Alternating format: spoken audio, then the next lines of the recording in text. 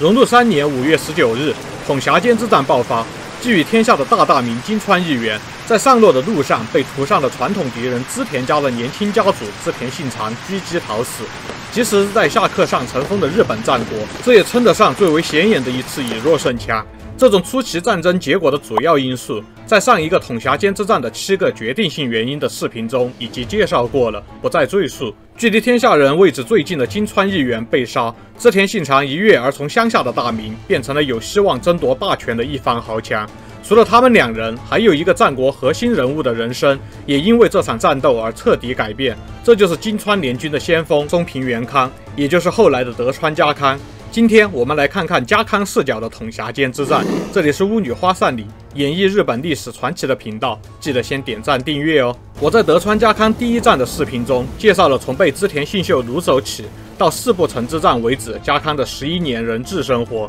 但虽说四部城之战后金川义元给了家康名义上的独立，但松平家本身就只是金川家保护国的概念，加上孤儿家康和金川义元的养父子关系，所以这2年家康依然大受掣肘，难以动弹。就这样迎来了统辖间之战。如果我们看一下统辖间之战的大致地图，最明显的莫过于围着大高城和明海城有许多织田方的城寨，这是因为这2座城本来就是织田家的据点。信长的父亲织田信秀的时代，尾张国内尚未决出真正的霸主。信秀去世后，信长接管了那古野织田家，按照信秀所希望的，把主要精力放在统一尾张国，这也是不得已的选择。信秀去世后的短时间里，信长控制下的各方势力接连发生了叛乱，这其中对信长打击最大的，便是从织田转投金川的明海城城主山口教济。他不仅带走了自己的明海城，还打败了信长带来的镇压部队，之后又策反了大高城和踏挂城，直接给信长干懵了。不得已之下，信长才围着这些城修筑了这么多城寨。山口家打败信长的故事，在织田信长第一战的视频中。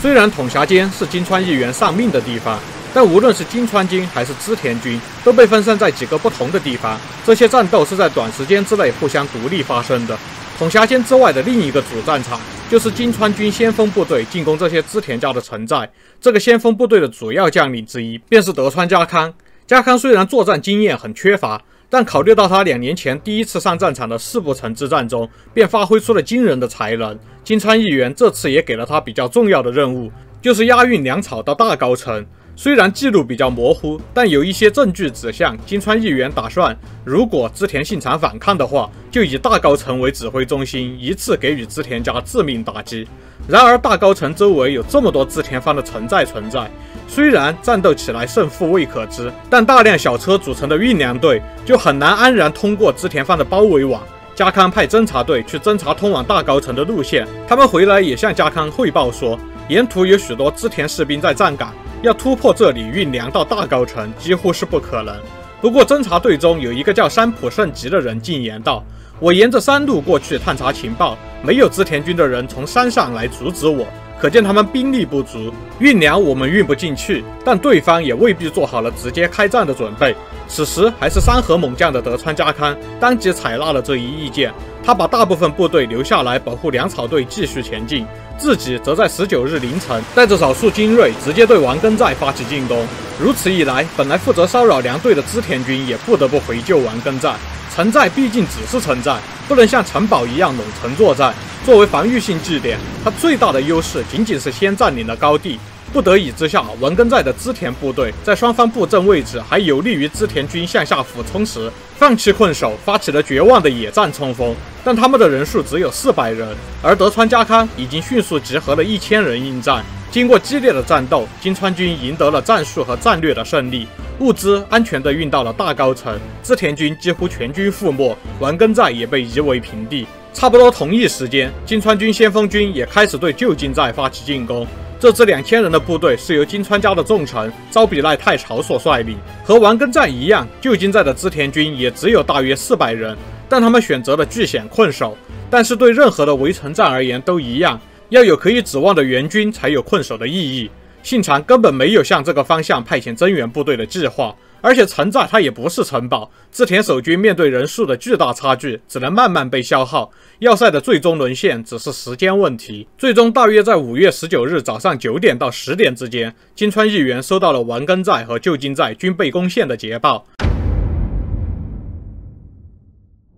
然后就是以前其他的统辖间相关视频中提到的，义元在听到胜利的消息后，决定大约在正午时分，在统辖间山休息整理部队。他连续唱了3首歌鼓舞士气，而信长差不多同一时间强硬驳回了家臣们的阻止，穿着铠甲站着吃完饭，便亲自带着2000人决战部队出城了。此时的德川家康认为，仅仅他们先锋军就已经讨杀了织田军数名大将，已经取得了决定性的胜利，织田军应该已经无力抵抗。于是他下令全军入城，让从清晨开始战斗的士兵们休息一下。他自己则是指挥运粮队将物资全部搬进大高城。之后，他认为接下来的工作就只是等金川义元和他的主力部队到来时的迎接了，而且这个预计不会太久。于是家康抓紧时间让自己休息一下。就在这样安全的氛围中，突然传来了汇报说，前线回来的士兵都在传言金川义元殿下已经战败身死。这实在是让人难以置信，少年家康完全陷入了混乱中。突然，城中的哨兵大喊道：“不好，快看，是织田军的追击战！”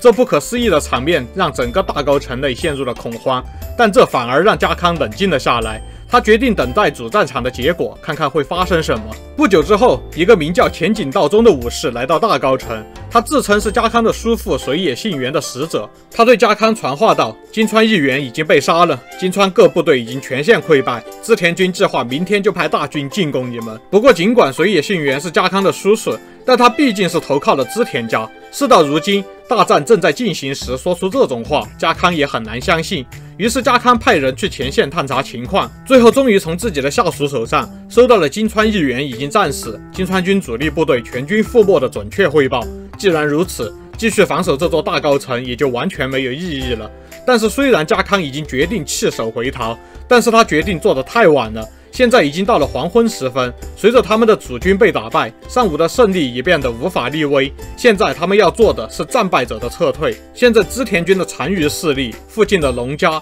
从前线溃逃下来的金川军动员兵，都是他们的敌人。要做到撤退而不是溃逃非常困难，但是必须做。织田军主力已经在视野内了，等他们追击完金川军的主力，可未必真的有耐心等到明天才来收复故地。但德川家康还是冷静地选择了等待。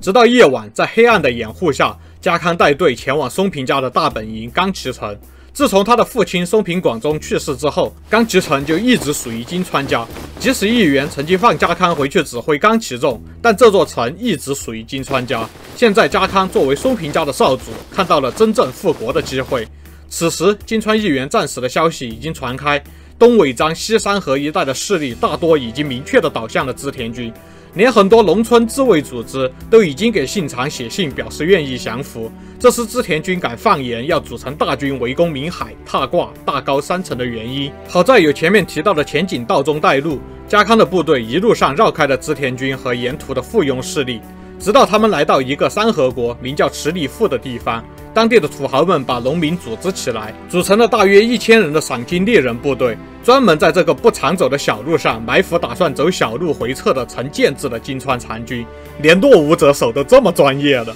不过还是幸好有前井道宗。他对赏金猎人们喊道：“我乃水野信元的家臣前井道宗，我的主君命令我军追击金川残军，明白的话就让路。”黑幕下，前井成功骗到了众人，德川家康的部队得以死里逃生，最终抵达了冈崎。但即使到了这个时候，家康依然谨慎又冷静。他首先带众人住在离冈崎城几公里远的大树寺里，试图调查冈崎城的状况。冈崎城守军害怕织田军的追击，一批一批的逃离岗位。几天后，几乎成了一座空城。家康一直等到冈崎城成了一座空城之后才入住，基本是白捡的。6岁时被织田信秀挟持的家康，后来又成了金川义元的人质。过了13年的人质生活后，刚满19岁的他得到了人生中的第一座城。但这时的金川家还远没有灭亡，在郡府城里，义元的嫡长子金川世真已经接管了他的父亲的统治。按理来说，无论是松平家还是德川家康自己，和金川家的关系都并没有改变。他不回到郡府城的话，金川世真是可以讨伐他的。可以看出，金川世真真的是个废材，家康有十足的把握不会被他消灭。从双方的关系和家康的态度，就已经可以看到挂川之战了吧？只是苦了他还在郡府城里做人质的妻子赖明基，也就是后来的祝山殿，和他的长子竹千代，也就是后来的德川信康。但这又是后面的故事了。这里是巫女花散里演绎日本历史传奇的频道，都看到这儿了，别忘了点赞关注啊！我们下期再见。